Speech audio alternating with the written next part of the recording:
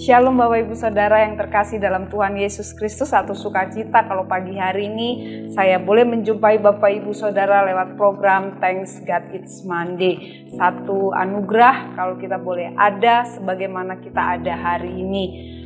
Selamat hari Senin dan terus semangat, antusias.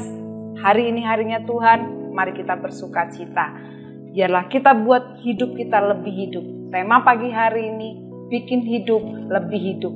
Dalam artian saya rindu setiap kita, ayo biar hidup kita bukan sekedar hidup yang biasa-biasa saja, tapi hidup kita lebih berdampak, lebih berarti, lebih bermanfaat bagi orang-orang yang ada di sekitar kita maupun bagi Tuhan.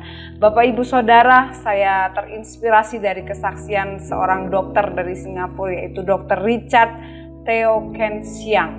Dia adalah seorang muda yang di masa kecilnya dia miskin, tetapi dia berusaha mencapai apa yang dia cita-citakan, apa yang dia inginkan.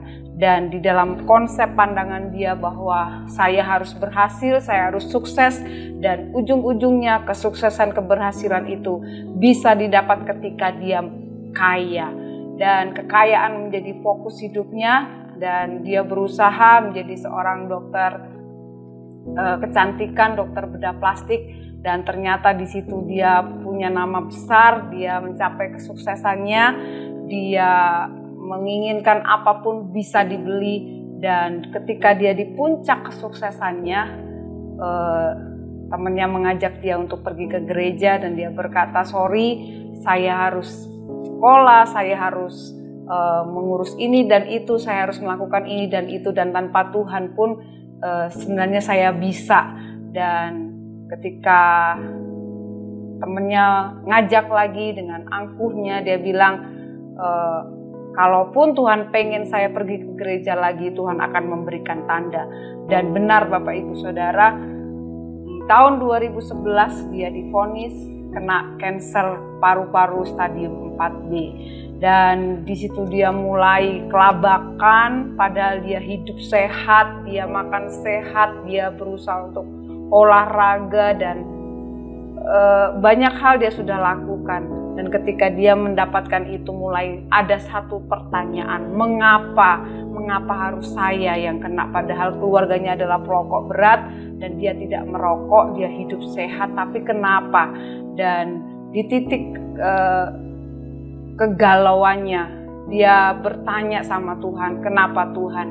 Dan secara pribadi Tuhan berkata kepadanya bahwa hanya dengan cara ini kamu akan mengerti. Dan di situ dia belajar minta pengampunan dari Tuhan. Dan ternyata bahwa ketika dia punya segalanya, ketika dia secara manusia sudah mencapai kesuksesan, tetapi dia tidak menemukan kebahagiaan yang sesungguhnya. Harta, kekayaan, dan segala nama besar tidak dapat memberikan kebahagiaan buat dia. Dan dia mengambil satu keputusan di akhir hidupnya, dia mulai mau berbagi dengan orang-orang yang punya penyakit yang sama. Dia berusaha untuk mendatangi mereka, menguatkan, menghibur, bahkan menolong orang-orang yang terkena kanker. Dan dia nyatakan bahwa inilah arti hidup yang sesungguhnya, bahwa bukan kekayaan, kemakmuran, nama besar, tetapi ketika kita bisa berbagi dengan orang, kita bisa berdampak buat orang lain, kita bisa bermanfaat dengan orang lain, disitulah kebahagiaan yang sejati. Untuk itu Bapak Ibu Saudara, saya rindu setiap kita hari-hari ini, ayo jangan hanya memikirkan apa yang menjadi konsep dunia, mencari, mendapatkan sebanyak-banyaknya untuk kepuasan diri kita sendiri. Karena saya percaya Tuhan punya tujuan dalam setiap kehidupan kita. Benda-benda di sekitar kita dibentuk untuk satu tujuan. Saya percaya saudara ada hari ini karena Tuhan punya tujuan dalam hidupmu. Jadi kalau boleh diizinkan, saya akan memberikan satu statement bahwa kesuksesan yang sesungguhnya adalah ketika saudara dan saya berhasil menyelesaikan tujuan Allah dalam kehidupan kita. Dia memiliki destiny ilahi dalam setiap pribadi saudara dan saya. Untuk itu mari kita mau hidup kita lebih berarti. Bagaimana caranya? Ada dua kunci kunci yang saya ingin bagikan, dan ini sudah sering kita dengar, yaitu mengasihi Allah dan mengasihi sesama. Di dalam Matius pasal yang ke-22 ayat 37 sampai 40 dikatakan bahwa kasihilah Tuhan Allahmu dengan segenap hatimu, dengan segenap jiwamu, dengan segenap akal budimu, dengan segenap kekuatanmu. Itulah hukum yang pertama dan yang terutama. Dan hukum yang kedua yang sama dengan itu ialah kasihilah sesama manusia seperti dirimu sendiri. Pada kedua hukum inilah tergantung seluruh hukum Taurat dan kitab para nabi. Saya percaya ketika kita bisa melakukan dua kunci ini, maka tujuan Tuhan dalam kehidupan kita akan digenapi. Bapak, Ibu, Saudara, kita sebagai anak-anak Allah, orang-orang yang dipilih oleh Tuhan, ditebus dengan darah Yesus. Kita memiliki kehidupan yang bukan hidup kita lagi, tetapi hidup kita adalah Kristus. Paulus berkata, hidup bagiku adalah Kristus dan mati adalah keuntungan. Dan kalau Tuhan izinkan kita hidup, ayo bikin hidup kita ini lebih hidup. Paulus juga berkata, namun aku hidup, tetapi bukan aku sendiri yang hidup, melainkan Kristus yang hidup di dalam aku. Dan hidupku yang kuhidupi sekarang di dalam daging adalah hidup oleh iman kepada anak Allah yang telah mengasihi aku dan menyerahkan dirinya untuk aku. Bapak, Ibu, Saudara, hidup kita bukan milik kita sendiri. Kalau kita mau hidup kita hidup lebih berarti, izinkan Yesus hidup di dalam kita. Kehidupan Yesus benar-benar nyata dalam setiap pribadi lepas pribadi kita. Dengan apa? Mengasihi Allah. Yesus adalah pribadi yang mengasihi Bapaknya. Dia berikan segalanya. Kalau kita mengasihi seseorang, kita pengen orang yang kita kasihi itu menjadi fokus kita, menjadi orang yang paling kita senangkan. Orang yang mengasihi Tuhan akan berusaha mencari perkenanan Tuhan, akan berusaha menyenangkan hati Tuhan. Saya percaya setiap kita mengasihi Tuhan, tetapi yang mengetahui kadar kasih kita kepada Allah adalah Allah dan diri kita sendiri. Kita bisa bernyanyi, aku mengasihi Engkau Yesus dengan segenap hatiku.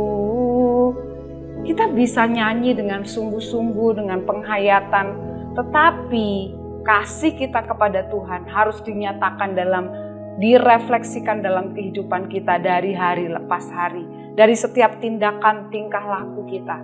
Karena firman Tuhan berkata di dalam Yohanes 14 ayat yang ke-15, jikalau kamu mengasihi aku, kamu akan menuruti segala perintahku. Hanya orang-orang yang mengikuti perintah Tuhan, yang mentaati perintah Allah, itu yang mengasihi Tuhan. Barang siapa memegang perintahku dan melakukannya, dialah yang mengasihi aku, kata Tuhan.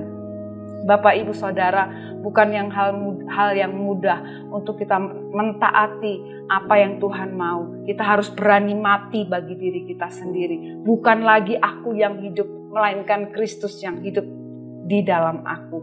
Berani berkata iya pada kehendak Tuhan. Berani setuju dengan apapun yang Tuhan buat dalam kehidupan kita. Tapi saudara, ketika kita fokus hanya menyenangkan hati Tuhan, ketika kita fokus untuk mencari perkenanan Tuhan, kita memiliki motivasi yaitu untuk memuliakan nama Tuhan. Di dalam Kolose pasal 3 ayat 23, di sana dikatakan, apapun juga yang kamu perbuat, perbuatlah dengan segenap hatimu seperti untuk Tuhan dan bukan untuk manusia. Paulus berbicara dalam konteks berbicara kepada hubungan antar anggota-anggota keluarga. Hai istri-istri, tunduklah kepada suami. Hai suami-suami, kasihilah istrimu. Hai anak-anak, taatilah orang tuamu. Hai para hamba, para budak, tunduklah kepada tuanmu. Bapak, Ibu, Saudara, apapun posisi kita hari-hari ini, mari belajar untuk melakukan segala sesuatu seperti untuk Tuhan. Dalam bekerja, dalam menjadi kepala rumah tangga, kita menjadi bapak yang baik, kita menjadi imam, kita menjadi nabi, menjadi raja dalam keluarga, menjadi teladan buat anak-anak, menjadi berkat. Kalau kita lakukan semuanya itu untuk Tuhan, saya percaya kita akan berusaha semaksimal mungkin untuk melakukannya. Sebagai seorang istri, kita berusaha menjadi penolong, menjadi penopang, untuk melayani anak-anak, melayani suami, bukan karena terpaksa, bukan karena harus, tetapi memang ini kita lakukan karena kita mengasihi Tuhan, karena kita rindu menyenangkan hati Tuhan. Kita dalam sikap kita sehari-hari, kalau saya lakukan ini, kira-kira Tuhan seneng gak ya? Kalau saya mengambil keputusan ini, kira-kira Tuhan berkenan enggak ya? Ini akan kita mulai dari hari ke sehari, akan membuat hidup kita semakin hari semakin mengasihi Tuhan. Bapak, Ibu, Saudara, saya mendorong untuk setiap kita, ayo kita mengasihi Tuhan dengan segenap hati kita. Kalau kita mengasihi Tuhan dengan segenap hati kita, apapun yang kita lakukan dengan secara maksimal. Dan bukan untuk diri kita sendiri, bukan untuk kepuasan diri kita sendiri. Fokus kita adalah untuk memuliakan Tuhan. Yang kedua, yaitu mengasihi sesama. Hari-hari ini di masa pandemi ini, banyak orang-orang yang ada di sekitar kita yang membutuhkan uluran tangan kita, yang membutuhkan empati kita. Kapan terakhir kali kita mendoakan tetangga kita, orang-orang yang ada di sekitar kita? Kapan terakhir kali kita menguatkan orang yang lagi sakit, orang yang sedang terpapar hari-hari ini ada di sekeliling kita? Ayo pakai mulut kita, pakai tangan kita untuk mengulurkan tangan kita kepada orang-orang yang membutuhkan. Saya percaya setiap kita sudah merasakan betapa bahagianya ketika kita bisa berbagi, ketika kita bisa memberi. Ada satu sukacita yang luar biasa.